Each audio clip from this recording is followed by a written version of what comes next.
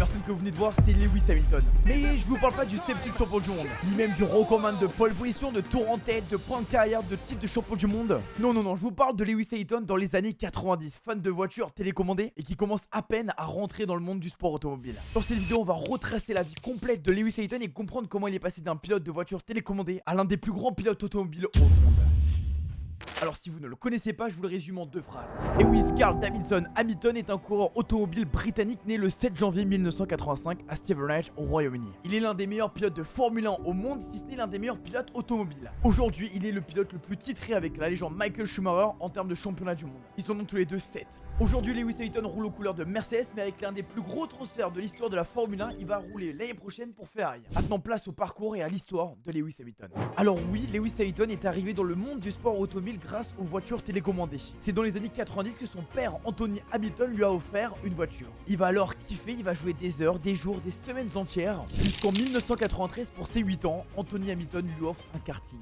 Il portera d'ailleurs un casque jaune tout simplement pour que son père puisse le voir de loin. Et à cette époque, c'est compliqué parce qu'il y a beaucoup de jeunes, beaucoup de prometteurs et beaucoup de rivalités. Mais grâce à un magnifique coup de volant, Lewis Hamilton va venir remporter son premier titre de championnat national à 9 ans. Et un jour, il va aborder un certain Ron Dennis qui n'est autre que le patron McLaren. Et il va lui demander s'il peut travailler avec lui. Ce à quoi, d'un air étonné et amusé, il va lui répondre de revenir dans les années futures. Et ainsi, Ron Dennis pourra faire quelque chose pour lui. Et alors, ça va l'encourager, ça va le motiver et Hamilton va continuer d'aller chercher des victoires, des titres. Et c'est en 1998 qu'il rejoint le programme de développement du Woking au Royaume-Uni. Et ainsi, à 13 ans, il devient le plus jeune pilote de l'histoire à signer avec une marque de Formule 1. En 2001, il va avoir sa première expérience avec la Formule Renault UK. Il va rouler aux couleurs de Manor Motorsport. Et en 2003, il sort vainqueur du championnat britannique. Il monte alors en Formule 3 Euro Series dans lequel il va s'imposer d'une facilité, écoutez bien, avec 15 victoires sur 20 courses. C'est en 2006 qu'il débute un rôle de pilote d'essai pour McLaren. C'est très important pour lui et ensuite, il a un baquet chez Art Grand Prix en Formule GP2 qui est aujourd'hui maintenant la Formule 2. Et pour le côté drôle et amusant, il va succéder à son ancien coéquipier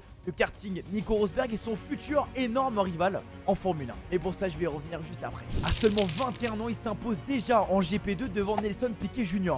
Il est donc champion et c'est à partir de là qu'il est prêt pour le grand saut, il est prêt à réaliser son rêve d'être pilote de Formule 1. Et finalement ça tombe bien puisque McLaren dispose d'un baquet. Et ça serait pas à côté de n'importe qui, il s'agit du double champion du monde, Fernando Alonso. Et dès sa première saison, Lewis Hamilton impressionne avec un podium dès sa première course et sa victoire n'est qu'une question de semaines. Effectivement, nous sommes le 10 juin 2007 au terme d'un GP du Canada complètement fou, Lewis Hamilton s'impose pour la première fois de son histoire. Il va même jouer le titre de champion du monde face à Kimi Räikkönen et Fernando Alonso, mais malheureusement pour lui, il va tout perdre sur la fin. D'abord suite à un ensablement sur le Grand Prix de Chine, alors qu'il voulait rentrer dans la voie des stands, il s'est un petit peu loupé, il est parti un petit peu large et il est venu se positionner dans le sable, il est resté immobilisé.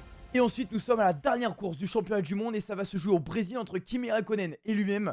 Et malheureusement il va avoir un souci de boîte de vitesse et il va perdre le titre pour seulement 1 point. Mais je vous rappelle, Lewis Hamilton c'était seulement sa première année, il passe seulement à 1 point du titre de champion du monde. Lewis Hamilton va avoir une soif de revanche et va vouloir tout donner la saison d'après. La saison d'après, il enchaîne les bonnes performances, il va même aller chercher 5 victoires et tout va se jouer une nouvelle fois dans la dernière course. Il va se passer un dénouement irrespirable, la tension est totale. Felipe Massa s'impose dans le Grand Prix du Brésil, mais c'est pas pour autant qu'il est champion du monde. Si Lewis Hamilton dépasse le pilote devant, il s'agit de Glock, il sera alors champion du monde et non Felipe Massa. Et nous sommes dans le dernier tour, ça semble quasiment impossible pour Lewis Hamilton d'aller chercher le pilote devant lui. Et pourtant, à quelques virages de la fin, Lewis Hamilton va sur l'intérieur, va doubler Glock et va s'imposer et il sera champion du monde. Alors petit aparté, ce dépassement dans le dernier tour pour le titre de champion du monde va créer une polémique monstre. Et même aujourd'hui en 2024, la polémique est encore présente puisque Felipe Massa a décidé de porter plainte contre Lewis Hamilton. Si jamais vous n'êtes pas au courant de l'actualité de la Formule 1, n'hésitez pas à me suivre sur Instagram ou TikTok, je poste de l'actu tous les jours. Et des quiz et des lives en rapport avec la Formule 1. Bref, Lewis Hamilton devient le plus jeune champion du monde de Formule 1 de l'histoire avec 23 ans, 9 mois et 26 jours. Alors à savoir que ce record sera battu en 2010 par Sebastian Vettel et c'est d'ailleurs le record encore actuel. Et il devient même membre de l'ordre de l'Empire britannique. En 2009, McLaren négocie mal la nouvelle réglementation aérodynamique et ce qui fait que Lewis Hamilton et son nouveau coéquipier Jenson Button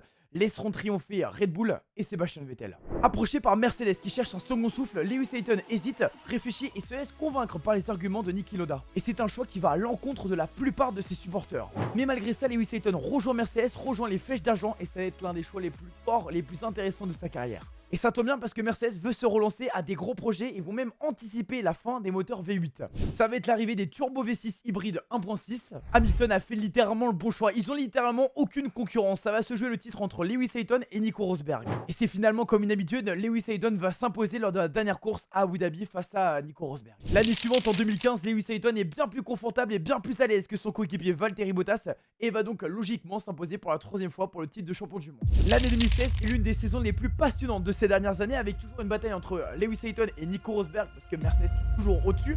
Mais cette fois-ci, c'est plus serré. Nous sommes à 10 victoires pour Hamilton contre 9 sur Nico Rosberg. Et c'est Nico Rosberg qui va s'imposer sur la fin de saison avec 5 points d'avance. D'ailleurs, il va prendre sa retraite quelques jours après. Et c'est un certain Valtteri Bottas qui va prendre la relève du côté de Mercedes. Alors, il va pas faire de l'ombre à Hamilton puisque Hamilton va enchaîner 4 titres de champion du monde. Et sur les 2 dernières années, c'est Sebastian Vettel qui a rejoint Ferrari pour essayer de relever un petit peu la tête, qui va avoir une petite rivalité, mais malheureusement Mercedes est encore bien trop haut. Et c'est à partir de 2019, Red Bull avec son nouveau moteur Honda va commencer à titiller, va commencer à aller chercher les performances Mercedes. En 2020, sur le circuit du Nürburgring, Lewis Hamilton va égaliser le record absolu de la légende Michael Schumacher avec 91 victoires. Puis il va passer à 92 victoires le week-end d'après au circuit du Portugal. Ensuite, en Turquie, sous une pluie complètement folle, il va faire une démonstration, il va aller chercher son 7e titre de champion du monde. C'est lors des célébrations du Nouvel An 2020 que Lewis Hamilton va être officiellement anobli par la reine Elisabeth II. Je ne sais pas si vous vous rendez compte, mais c'est complètement fou. Après ça, Lewis Hamilton a fait un suspense avec Mercedes pour savoir s'il allait oui ou non renouveler son contrat et finalement il s'avère que oui,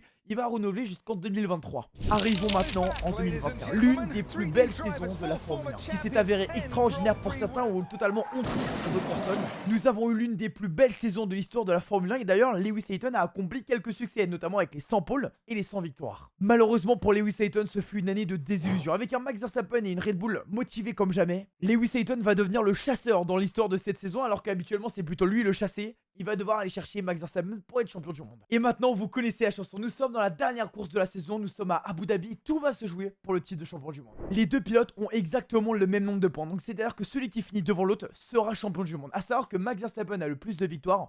Donc en cas de DNF des deux pilotes, c'est Max Verstappen qui sera champion. Et nous sommes sur l'un des dramas les plus importants en Formule 1. Nous sommes à quelques tours de la fin et Nicolas Latifi, le pilote Williams, va avoir un accident et va créer une safety car. Alors que Lewis Hamilton partait chercher son 8e titre de champion du monde haut la main et devenir ainsi le pilote le plus important de la Formule 1, du moins le plus titré, la direction de course a décidé de mettre une safety car, sauf que ça ne s'est pas passé comme prévu. Normalement, quand il y a une safety car, les retardataires, donc ceux qui ont un tour de retard, doivent passer devant la safety car pour rattraper les retardataires quoi. Sauf que là, la FIA a dit non, dans un premier temps, les retardataires, vous restez derrière. Or, ce n'est pas leur règlement. Après, ils se sont dit finalement, on va laisser passer les retardataires, mais pas tous. C'est-à-dire qu'il y a seulement eu les pilotes qui séparaient Lewis Hamilton et Max Verstappen, parce qu'Hamilton était largement en tête sur Verstappen, je vous rappelle. Donc il y a eu des retardataires qui se sont mis entre Max Verstappen et Lewis Hamilton, puisque Max Verstappen était parti s'arrêter au stand pour chausser des pneus neufs. Alors j'anticipe votre question et vous allez vous dire, mais pourquoi Lewis Hamilton n'a pas fait comme Max Verstappen, il s'est arrêté au stand? En fait, il restait pas beaucoup de tours, il y avait une chance que la course se termine sous safety car. Et donc si Lewis Hamilton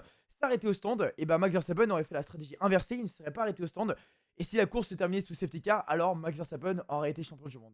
Bon, revenons sur les retardataires. Ils ont eu le droit finalement de doubler la safety car et de rattraper les leaders. Et du coup, il y avait quelques pilotes qui séparaient Max Verstappen et Lewis Hamilton. Et bam, en quelques instants, Max Verstappen se retrouve dans les pots d'échappement de Max Verstappen.